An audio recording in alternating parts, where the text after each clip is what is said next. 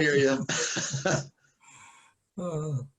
Well, it's 2 o'clock by my watch. Why don't we begin? First of all, our support information that you'll see today is being run by Clay Feifler, who's our operations director. And so he's working out of Birmingham, Alabama today. We're happy to welcome you back. Some of you have been with us the previous 2 webinars that we've done. We've had growing response. It's been encouraging. Hopefully these will be helpful to you in your own personal development as well as the work in your particular job. First of all, let me hope everyone is staying safe and is healthy, and we're all thinking about each other and how to make it through this tough time without too much interruption. But while we're sitting in place, we can at least continue to learn.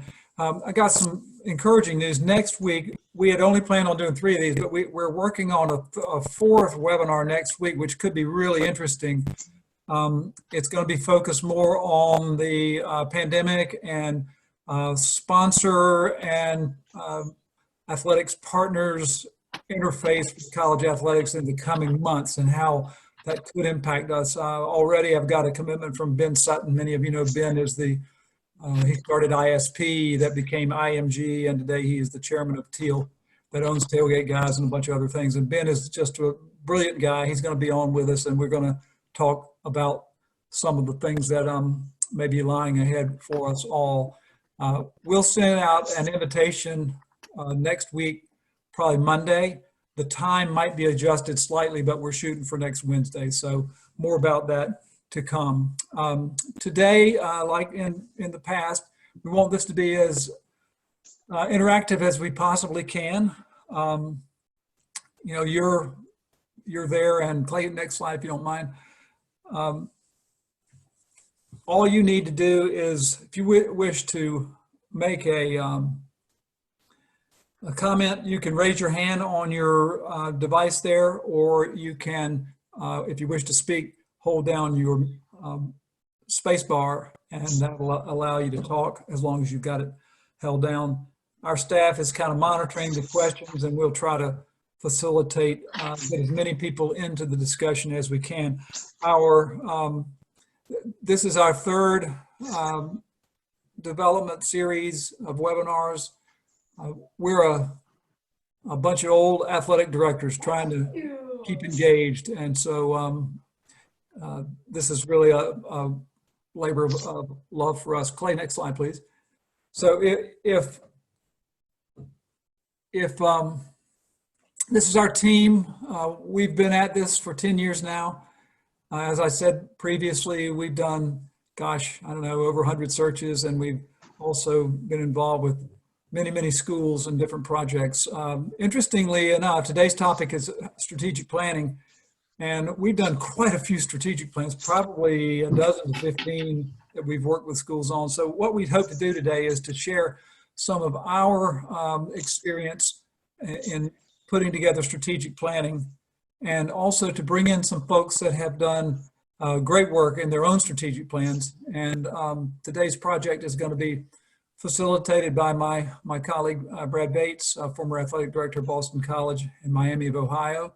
And Brad is going to introduce our guests today and also lead us through this discussion. So Brad, take it away.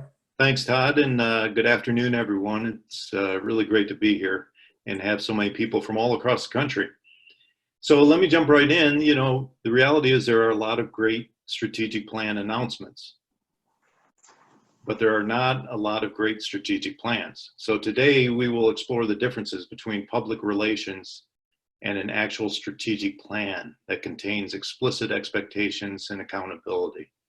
And we're really fortunate to have, in addition to Todd, Jim Knowlton, who is the Director of Athletics at Cal Berkeley, and Davis Babb, who's the Chief Executive Officer for IPTAY, who have both recently gone through a strategic planning process and had the good fortune of implementing it and having their announcements and using it as management tools. So they are open for questions, as are Todd and myself.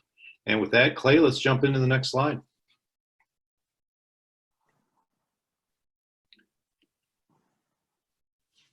So strategic planning, when it's done well, is a vehicle to really engage your stakeholders, to take advantage of the expertise of experts.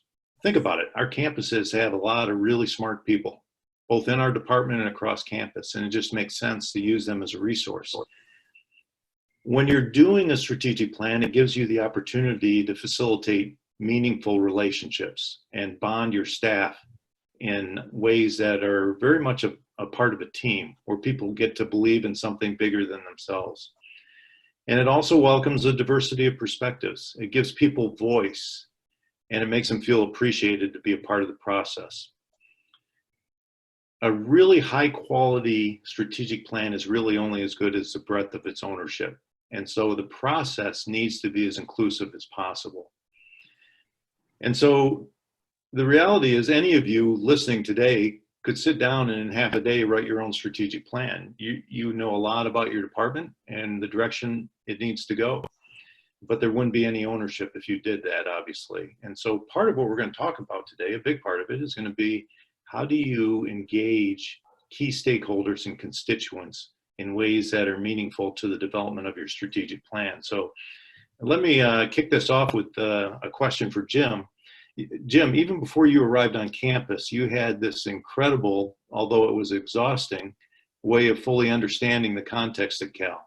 So if you could maybe describe what you did and how you went about that. Well, Brad, thanks. And to you and Todd and CSA, thanks for doing this. Obviously, at these times, it's great to be able to continue to educate ourselves. So I appreciate the opportunity.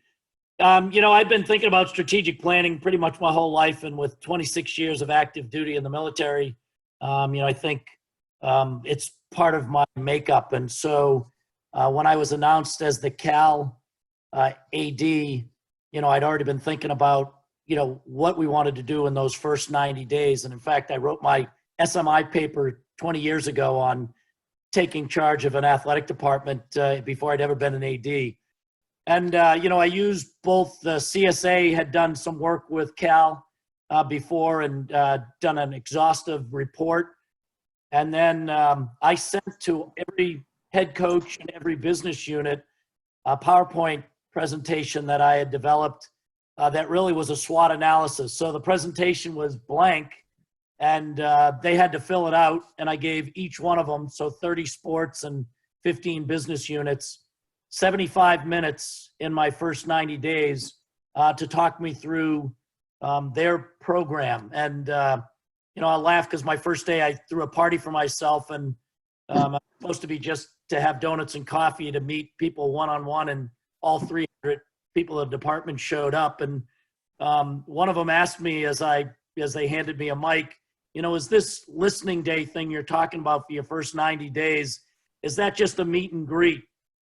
And I said, yes, for the first 30 seconds, we'll do meeting and greeting. And then for the next 74 minutes and 30 seconds, you better give me the good, the bad, and the ugly, so that I know at the end of 90 days, where is the department right now? And that really helped launch my understanding of the department, and really the department's understanding of themselves and where we were before we could ever start thinking about strategic planning. Very good. Thank you, Jim. And just as an example, ultimately, your strategic plan should be an inspiring piece. Especially as Jim described, you're pulling together so many suggestions and ideas and concepts and fine-tuning them from a diversity of people and stakeholders. So I think this video clip gives a perfect example of what inspiration is. What is the most inspiring thing I ever said to you? Don't be an idiot. Changed my life. Whenever I'm about to do something, I think, would an idiot do that? And if they would, I do not do that thing. Inspirational indeed. So Clay, let's go to the next slide. It's really planning a roadmap for your success. And there are key elements and variables that you want to plug into your strategic plan. You want to have explicit expectations. You want to have alignment with the university. You want to develop this roadmap, which is a means to an end. And the end are the things that are really going to move the department forward? What's going to have the greatest impact on your department in the next 5 years? And as we referenced earlier, and Jim alluded to as well, how do you form a team? How do you set up a process that gets people engaged and marching towards the same direction, striving towards a shared vision of excellence? And I think in many ways, while we're cooped up at home and chomping at the bit to get back to work and struggling through some adversity right now ourselves and adapting, I think you'll be entertained by this example of teamwork and Peyton Manning. It can be harder than it looks. Sometimes it helps to have an adult around. All right. That's why Peyton Manning takes time out to volunteer with local youth groups. You guys ready to play some football? Yeah! Put our hands in. We're going to have fun. We're going to encourage each other. Teamwork on 3. 1, 2, 3. Teamwork! Peyton uses football to teach valuable lessons of communication. Check. What to say? Pink, watch the blitz. Brown, 55 Razor. Set. Oh. Get your head out of your ass. Suck. Get back in here. Let's go. That's you. I can't even look at you. You know what? Let's take a portal out for 20 minutes. That's right. Stay in there.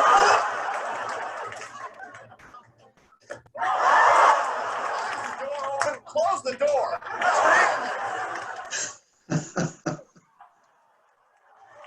Okay, I'm sorry. Do you want to lose? I throw, you catch. It's not that hard, okay? All right, get the out of here. Baby's really hurt. There's no So Davis, you actually had the antithesis of Peyton's teamwork concept. You had almost 100 individuals directly involved in developing your IPTAY strategic plan. How did you decide who should be included in your team? And what did their participation add to your process and overall plan? Well, we felt like the kind of the basis of our organization has been such a grassroots involving so many people at different giving levels that we felt like to really get a good handle on what people thought, we needed to survey and talk to these people, see what their perception of the organization was and how we did our business at Clemson. And so our goal was to seek a number of different donors at different levels and identify them. And we surveyed a large number. We got about 39% of our respondents to survey, and I feel like that kind of empowered the group. And then we wanted to also look at a group that we could have the CSA team meet with from a focus group standpoint with no staff in the room. And we, I would say, handpicked those people, not because they were going to be just singing praises of IPTAY, but rather they would be very honest and open about what they felt. And I think that was good, obviously not to have us in the room. And so we were able to reach a lot of people, and I think everybody appreciates being asked for their opinion. And it certainly helped us to hear what they were saying and if it really matched with kind of what we thought they would say. So for us, 17,000 members is a lot of folks, but we wanted to include as many people as possible to be a representative group and let the people speak back to us. Davis, you also had some very strong input from some of your leaders who spent a lot of time in planning sessions and they really devoted time. How'd you get them to do that? These were volunteers. Well, our board of directors really bought in, and this was something that they wanted to do. And so our board was extremely involved. And we had a committee, if you will, of our board kind of own this from a governance standpoint. And then from a staff standpoint, we had to have people really, again, commit, because as we all know, we have a lot of things going on here and now, day to day, with pressures and things that must be done in a particular day or week. And so we had a little mindset change, I think, to say that we were going to keep focusing on the day to day, but we had to commit to this. We're a very traditional organization, been around a long time, but I think people saw that we needed to adjust.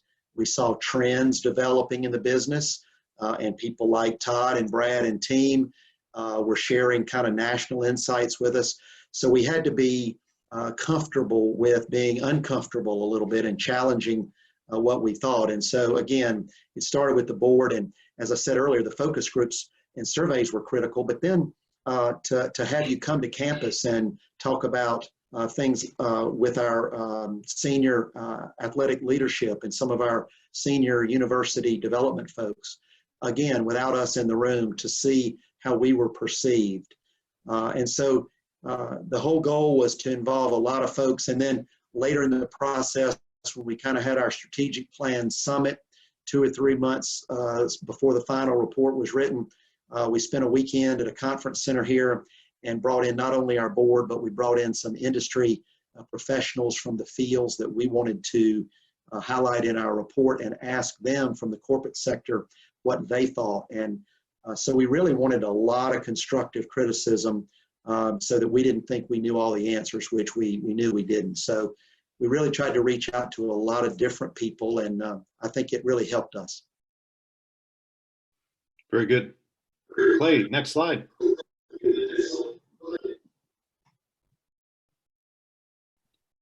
So adaptability is a key part of a strategic plan, and we're going through that in real time right now, obviously. And there's 4 variables that we think are very important to make your plan as adaptable as possible. The first one is, and we've developed a tool, a matrix that has served us very well in terms of monitoring and using as a management tool. Because essentially, that's exactly what a strategic plan should be. It should be a management tool for the president and the athletic director with very specific strategies and objectives and a means by which you're going to achieve them. And so performance has to be contained fully throughout the strategic plan. There should be an accountability piece with specific people responsible for not only achieving the strategies, but also for reporting on the progress towards achieving those strategies. Communications are essential. Quality strategic plans don't sit on a shelf. They're involved in all, or not all, but a majority of the management meetings. So whether it's senior staff, whether it's full department meetings, there are regular updates on each of the objectives and the status towards achieving those objectives. And evaluations, they're not only integrated in performance evaluations and bonuses and compensation, but it also provides a way of measuring how your department's doing collectively and assessing what's really important to you, because it's grounded in your planning. And then the adaptability, as we know working in athletics, the national landscape is an ever-changing process. Certainly we're going through extreme change right now, and all of you are dealing with that on your campuses and will be for the next year and maybe beyond. But having a plan that's fluid and adaptable and has the ability to change as the context change is really an important piece. I'm going to kick it back to Davis here for a second. Davis, you're about a year into your operation and your strategic plan. Has it changed the way you manage the organization, and how are you going about tracking the strategies and the action steps throughout the plan? Well, thanks. And yes, I think it has changed and I think refined the way we manage the organization. We developed 5 key areas, and they were important to us. Just briefly, customer service, communications was obviously big to us, technology, branding, and marketing. We looked at things like internal operations, obviously fundraising and staffing. And what it has done to us is once we put on paper and once we kind of agreed upon what these areas were, when we fleshed those out even more, we created 61 strategies. And we said that we were going to have a 5-year period to accomplish these. And while I'll never forget a board member saying, we cannot major in strategic planning, we must keep it front burner. We must put it right there with our day-to-day activities. And so now, regularly in staff meetings, we're referencing that, and each of these strategies and matrices has an accountability factor, a date, who's responsible, what the goal is, how are we going to measure success. And I think that's important. It puts accountability to all of us. It's not just on the person in a particular chair in the organization.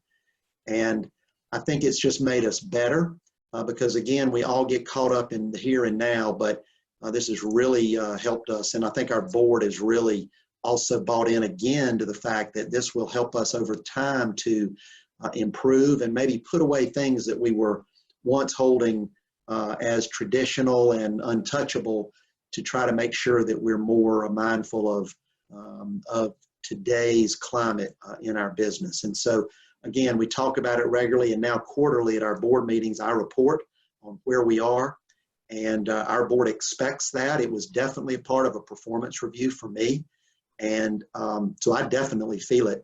And I think it's just kind of kept an edge, if you will, about me, and this is something we need to do, and we're completely dedicated to it.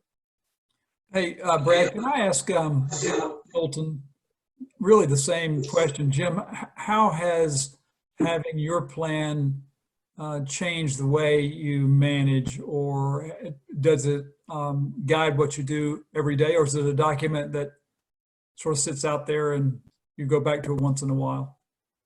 Yeah, it's a good question, Todd. And I think when we rolled out the strategic plan, and we really rolled out it in a way that it was, it touched everybody who has anything to do with athletics.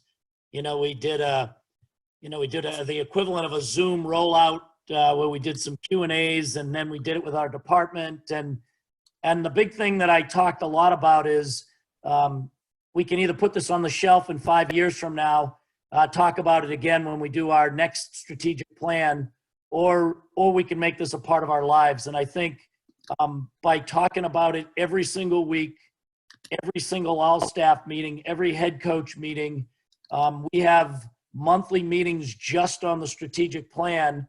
And so because we have 7 strategies, each month we cover a different strategy. And a strategy has, 15 to 20 different sub-strategies and a person that's responsible for each one of those. So in these monthly meetings, everyone has a month to prepare if they own one of those sub-strategies. And then they brief out on where we are, why we aren't, we have a green, yellow, or red kind of evaluating system. And if you're not green and you're red or yellow, what is it going to take to get us from there to green? And, it's talking about resources, it's talking about time, it's talking about, FTEs to put against a problem. And I think that incorporating it in all we do has really made it, it's made it something that someone's always talking about. And, from our head coaches who know exactly what are the ones that are going to apply to them and help their programs get better, to our business units.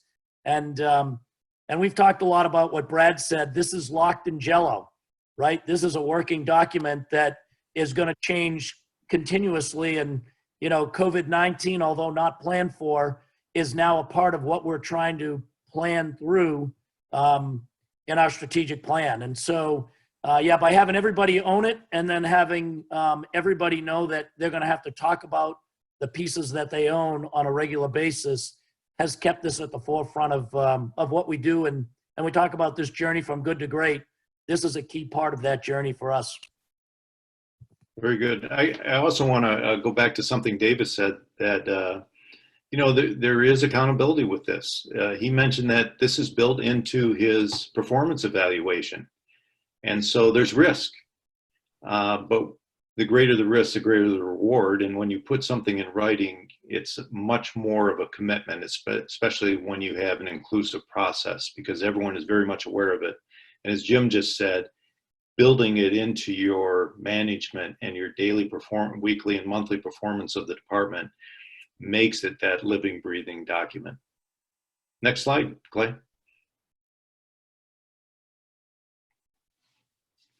So this has been referenced by everyone so far, and it really is an avenue to engage the many constituents that you have around your program. And so you need to think about it that way. Although these constituent groups are all different, and how you approach them and the tools you use to engage them may vary. And so I'm going to kick this to both Davis and Jim. Both of you had an incredibly inclusive process. The breadth of the people that you involved in your strategic planning was amazing. Davis, I think you had over 7,000 people involved in a survey gathering information, for example. So maybe if the two of you could talk about how you chose the people you were going to engage, and then how did you choose to engage them? I'll be happy to go first, Jim, if that's all right. I would just say that we, again, felt like it was important to get the voices of different people instead of just going to the top of our gift table, if you will, and look at the ones with maybe the most resources and just listen to them. We felt like for the viability of the organization and not only respecting people for all they had done, but also really wanting to listen to what they thought about the future, we wanted a good cross section. So over 10 to 12 giving levels, we chose a number of people. And again, we did some by random so that we would have no touch point on it. But again, the combination of that was we wanted people that would be opinionated, yes, supportive, yes, but constructively critical. And in a donor base this size, you're going to get people that have had different experiences with us. And so we wanted to hear that. And of course, our university leadership was bought in. Our reporting line's a little unique here. I report to our board of directors and also the university president. And so it was very important that he was completely comfortable with this. And then to have coaches and other athletic staff part of focus groups and alumni, as I mentioned earlier, and we had some student participation. Our goal was a good cross-section, different voices, all committed and dedicated, but coming at this from a little different seat on the bus, each one. And I think it's been important for us to really listen to people because sometimes we're so outward facing and planning the next thing or this and that. We really need to stop and listen. So we were pretty strategic with who we asked to participate. Jim? I would say, much the same as what Davis has said. Our strategic plan came at a perfect time because the campus had just finished their strategic plan. And so a key goal of ours was to nest ours into theirs. And so during our process, we wanted to engage, both the campus leadership and then, the same groups that Davis just talked about. And I think, as you select them, it wasn't just the fans of athletics that you wanted. It was, some of the folks that have had issues with athletics over the years. And, we wanted to hear their feedback just as much because it was critical to us to get all of those voices. And I think if you look at our strategic plan, one of our strategic goals was better integration back into campus. And so we used the strategic plan to help us do that. It was a great way for us to say, hey, help us. What can we do better to better integrate into campus? And by using the strategic plan as a vehicle to connect all across campus and hear every voice, I think made the plan stronger. It helped educate us on what others thought of us. So it held a mirror up to our faces. And then, as we developed the plan and refined the plan and then, pinned the tail on some of the folks inside and outside of the department that were responsible for fixing some of these issues, it really did make it a collaborative document and a living document. Good. Thank you both. Clay, next slide. So the landscape analysis, and Jim gave a great example of how he even before he got to campus, was engaging, trying to study and learn the context as much as possible. Davis also used surveys, focus groups in different cities. He identified where a lot of his alums were and the membership. So again, different tools for different demographics of your constituents. Probably want to throw something out here and Jim, you talked about this or referenced it earlier with the fluidity of your strategic plan. How are you both dealing with the coronavirus and talking about the plan now? How is the evolving landscape being assessed by your departments, and how are you using that assessment, that updated assessment, to adjust your planning? Well, Brad, it's what we're talking about every single day now. And, you know, some of the financial goals are changing daily. Some of the decisions on, you know, what we can, you know, add to, you know, resources, invest in, you know, part of the strategic plan is changing. And, you know, I think every AD is dealing with more questions than answers, as is anybody in this business right now. You know, the big question right now is football going to happen or not? And is it going to have fans or not? Is it going to be pushed to the spring or not? And, you know, I think every one of those, you know, those questions have implications on the strategic plan, because in the strategic plan, we have a lot of short-term goals, midterm goals, and long-term goals. And each one of them is affected by, you know, resource availability and time. And so we did a strategic planning meeting last week with, you know, one of our strategic goals. This one was, it was athletic success. And we talked a lot about what is going to change, you know, based on what we had planned to do this year. And, you know, some of the things will be delayed a little bit. Some will still invest in, you know, whether it's nutrition or some of the other things for student athletes. But yeah, it's like I said, locked in jello right now, because it's changing every single week as the landscape changes. Yeah, how about you, Davis?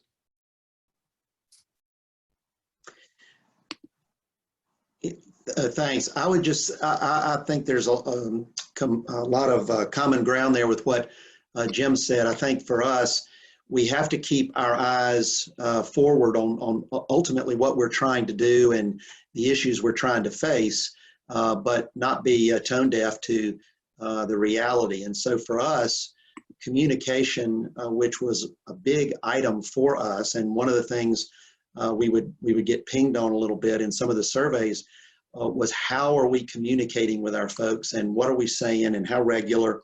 And I think living through this with no real manual, I think the key is just staying in touch, letting, you know, in our case, Dan Radakovich, our fine athletic director, and myself issued a recent letter to every one in our database, just an update. Dan does this periodically on our website that goes to all of our donors. Not with all the answers, because we don't have them all, but the key right now is to let folks know, number one, how much we appreciate them. Number two, we get it. There's an issue out there in our business. We're going to stay in touch with them, and we're going to be fair in everything that we try to do. I think some of the near-term goals we have to look at and just make sure that we can keep those on track. But the longer-term goals, to me, unaffected. It's just a new day, and it's just, if somebody was about to enter into a strategic plan now, you'd have to say, all right, what do we do with national emergencies? Because it's changed a lot of things, but we got to keep our eye on the prize and keep moving ahead. Very good. Clay, next slide. So one of the problems with the process is, if you're going to involve a lot of people, is coordinating everyone's schedule, keeping everyone engaged. And it's not easy, because different people have different schedules and different commitments. And yet, as you see from the slide, a good process is going to take 3 to 6 months. We've had clients go as long as 3 semester planning, or 18 months, as Jim had alluded to. But there's a lot of work that goes into this, and bringing all these people together to get feedback on the mission, the vision, the core values, the priorities, setting up deadlines, having a communication plan for unveiling the strategic plan. Are you going to have a steering committee? And if so, how are you going to get approval from them, as well as engaging the university in the process? So as this video will show, scheduling isn't always easy. Dwight, can we talk about these cutbacks? When I'm sitting at this desk, I'm a salesman. If you want to talk to the new building owner, you should call Nate and schedule an appointment. I'm not going to do that. Well, then you're not going to talk to the new building owner, which is a shame because I hear he's a very reasonable guy. Hello. Hi, Nate. It's Pam Helfert. Oh, hey, Pam. Hey, I would just love to schedule a meeting today with Dwight. Let me put you on hold just for one easy sec. Sure.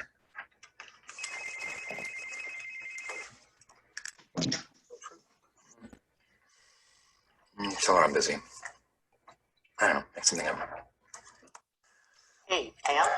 Dwight's being questioned by the police in connection with a string of dog nappings that happened.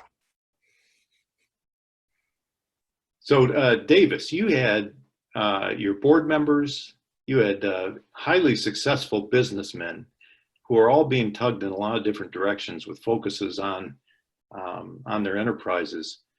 How did you not only manage all those schedules, but even more important, how did you make this process so lucrative and desirable that they wanted to be a part of it?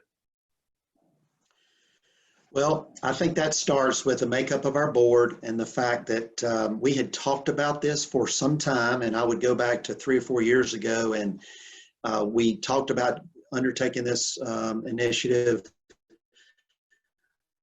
but felt like, again, we had so many things on the table at that point, we deferred. And so as we looked ahead, pushed through. And so, again, we were on new ground. We had never really had a written, agreed upon mission or vision and core values, not really. And we knew what we raised money for, but we really weren't specifically laying out specific priorities, and we certainly weren't looking at things that we needed to really work on long term. And so when you start talking about that, you get a lot of people from different sectors that want to help. And so we just found that, again, the board set the vision and the priority. And then when we went out to our donors, whether it be fulfilling deadlines on focus groups in person or surveys or our summit where we brought people from the private sector in, we said this is really important to our organization. We know you have a lot going on, and we're really asking you, and I think they felt flattered, they felt inclusive and appreciated. And we just had some great sessions, especially when we brought in some private sector folks who weren't living in our world every day. And we learned so much. And so, and when the president of the university is all in, you know, why not? We've just got to go forward and make it through the process. So we had a few bumps along the road where we might have had a delay here and there, but we got after it, and we were determined to get it done. So we're very pleased with the results. Thank you. Clay, next slide.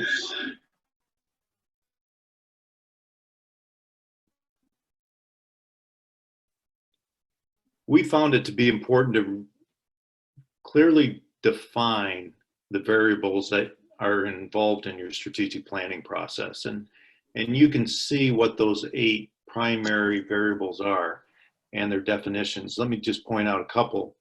The objectives are really important, obviously. Goals and goal statements can be, human nature is to get in the weeds, but often you want, in order to make it fluid, you want it to be from the 50,000 foot level.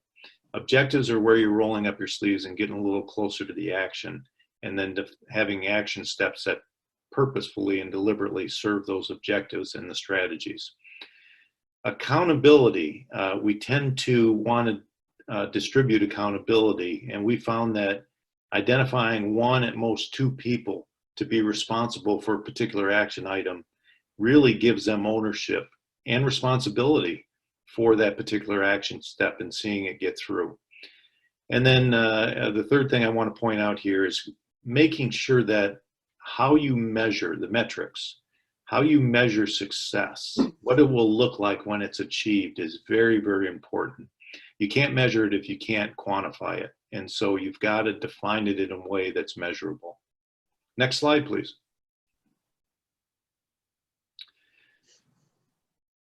The foundation for any strategic plan is really the mission, vision, and core values of the department, and how those align with the universities, as Jim said earlier, the university's mission, vision, and core values, and the university's strategic plan.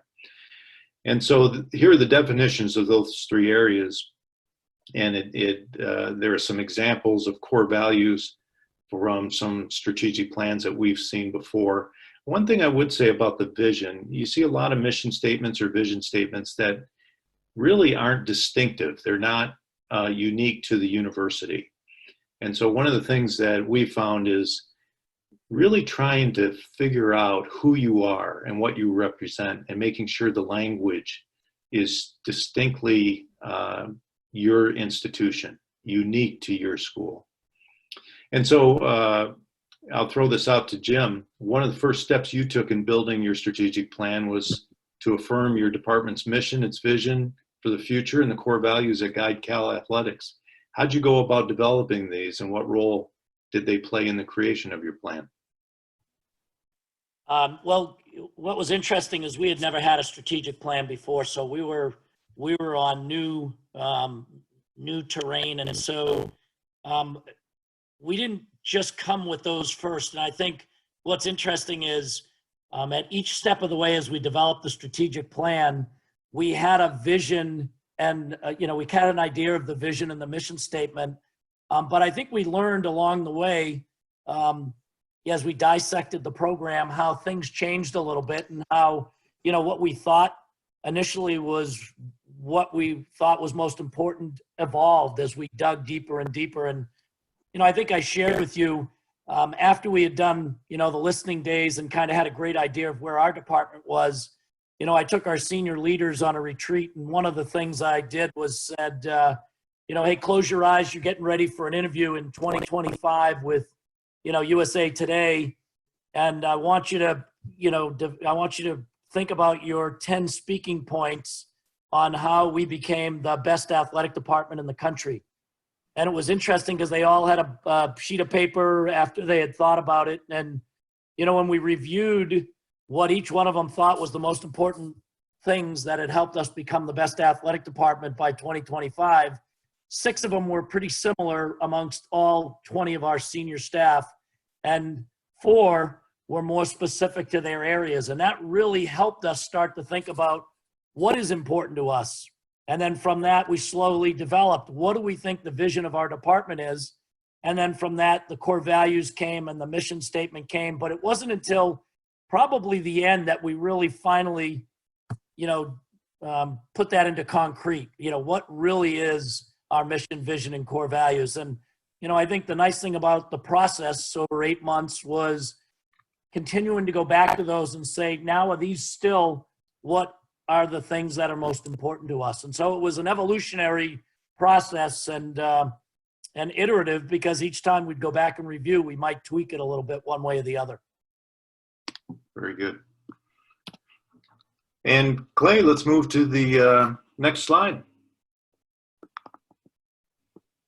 Hey, Brad, before you get to the final thoughts, let me just add something, because I think what Jim and Davis just talked about are really important foundational pieces of a planning project. I mean, we've done enough plans to know that if you don't have a really strong sense of commonly held values and that mission and vision, then when you have to make decisions about where to allocate your resources or what are your priorities, without those fundamental building blocks, you may decide anything.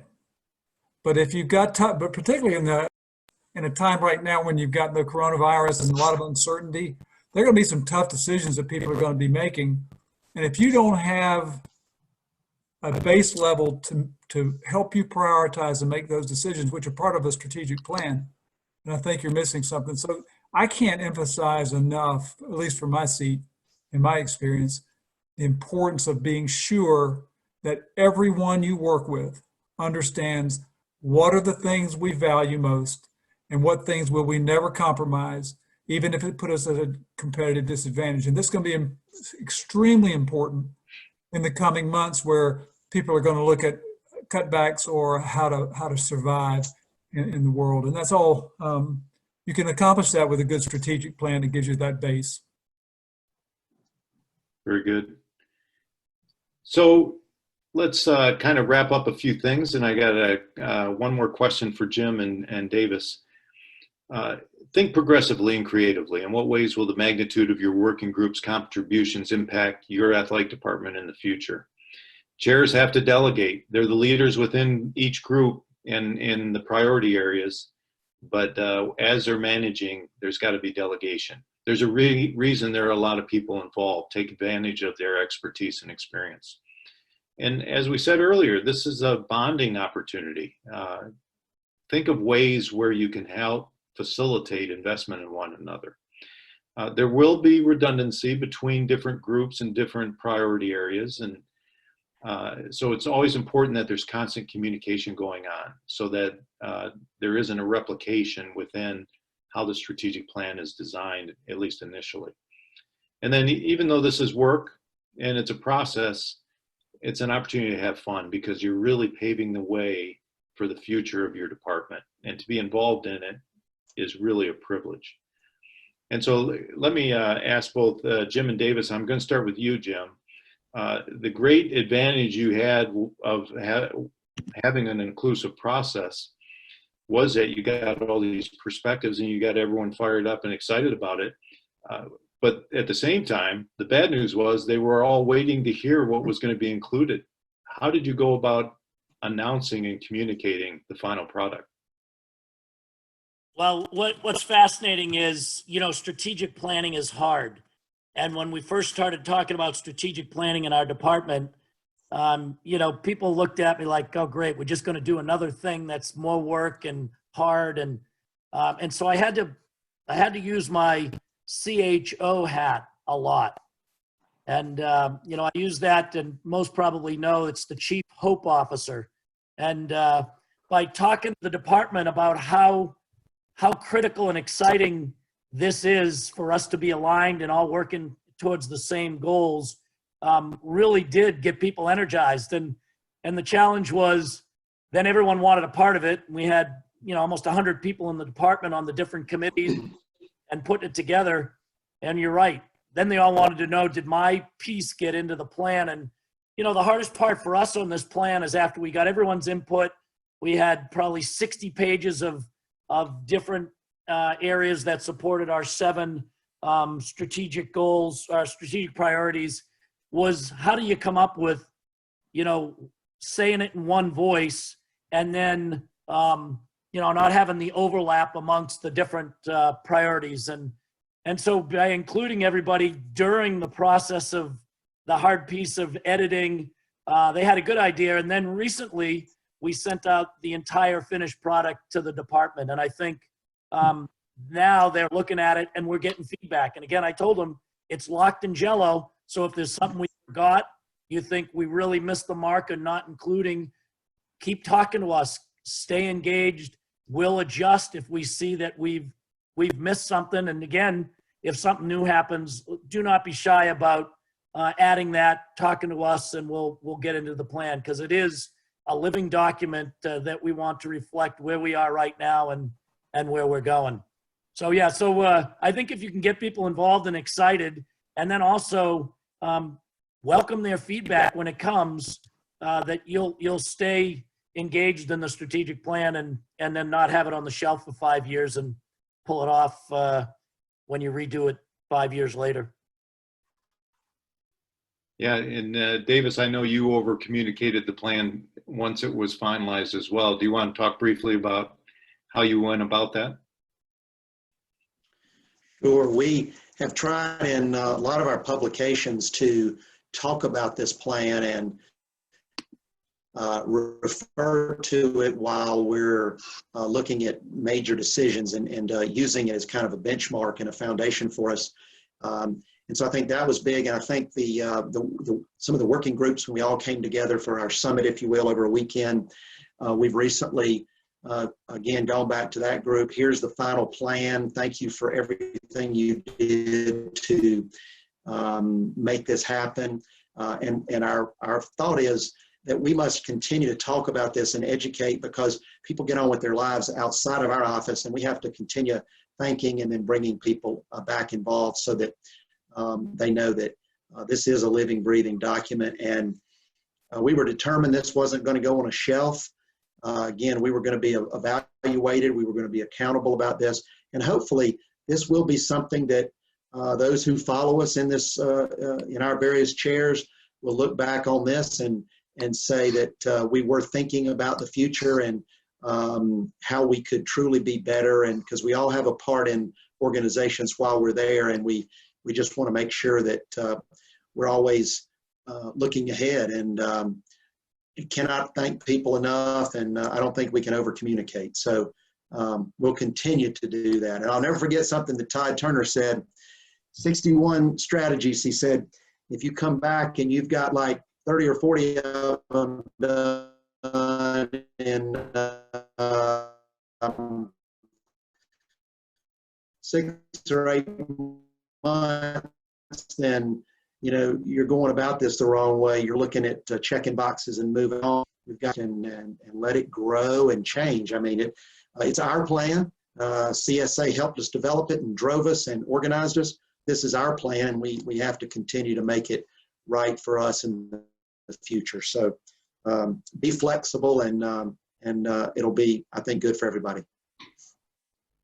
Well, Jim and Davis, I really want to thank you for your participation today and giving us the insight from your experiences. Todd, thank you for your comments today as well.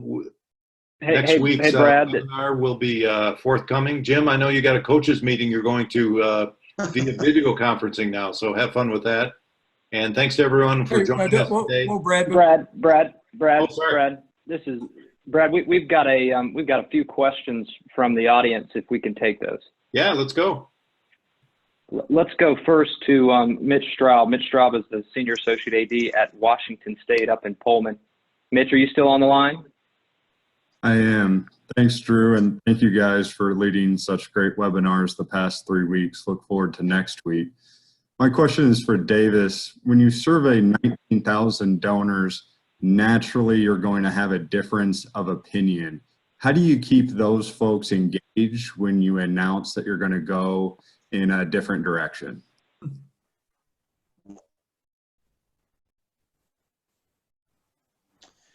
Great question. I think the key for us it was and is to be very open and honest and say, we ask for your input. We want your input. I think when Todd, especially on the focus groups and even on the surveys, we ask for opinions and thoughts to help us be better, but it wasn't something that we were taking votes, if you will. We couldn't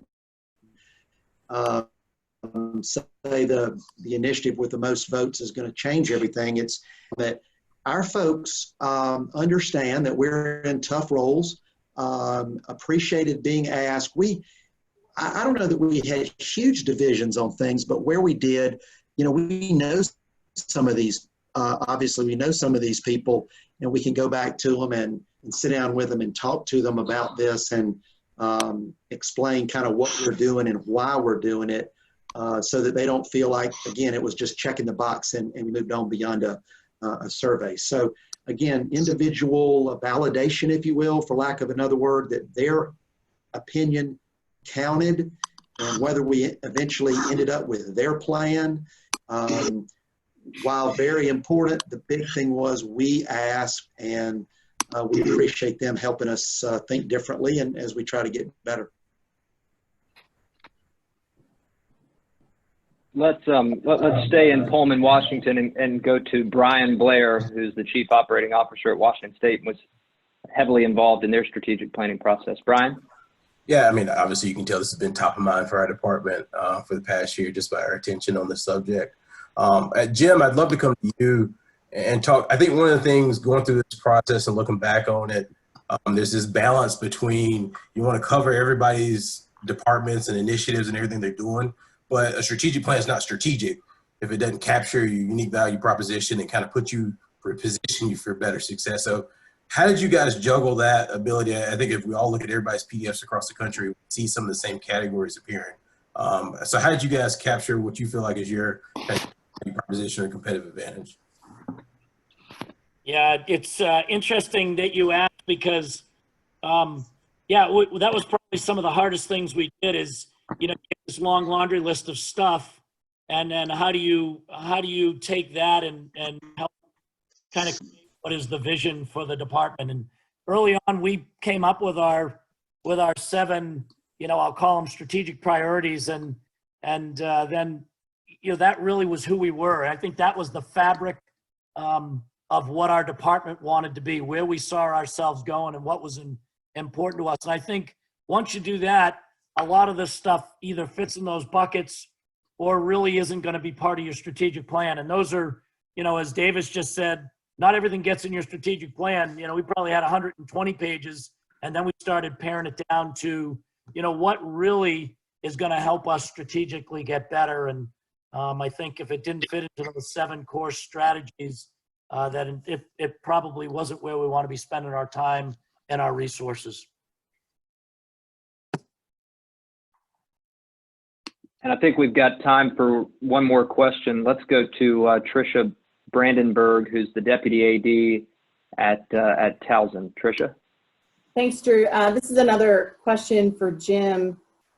We talked a little bit earlier about incorporating strategic plan in terms of evaluations for our staff. How do you kind of reflect the strategic plan and the evaluations for your senior staff? And do you expect any changes to that in light of what we're trying to adapt to now with COVID-19? Yeah, I think all bets are off with COVID-19. We're probably going to be continuing to adjust, but the big pieces of the strategic plan are also in our senior leaders' goals. And, in our evaluation system, it's, they have their goals for the year.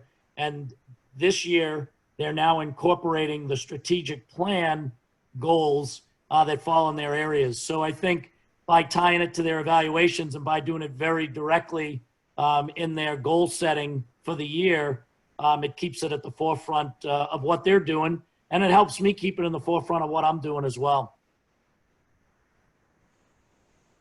Hey, Brad. I want to thank you for leading us through this today. I have one last thought for the group, and this is really to say a word of thanks to Jim and also to Davis, because, and you'll learn this, those of you who are on the line, when you take on the responsibility or make the decision to do a strategic plan, it is not without risk. I mean, and I think Davis really working with volunteers who are all highly opinionated, who feel like they're team owners in some ways. There was a tremendous amount of risk that he assumed in opening up himself and his organization to outside assessment and input. So it takes confidence, it takes some disciplined leadership, and both Jim and Davis, I think, exhibited both of those things in their planning process. We witnessed it, and I got to tell you, it's not easy, but the outcome, if it's done well, can really shape your organization moving forward. So that's my last comment. Brad, do you have anything to add? No, details about next week will be forthcoming, and everyone have a great afternoon. Be safe. Thank you all. Thanks, Todd. Thanks, Brad. Thank you.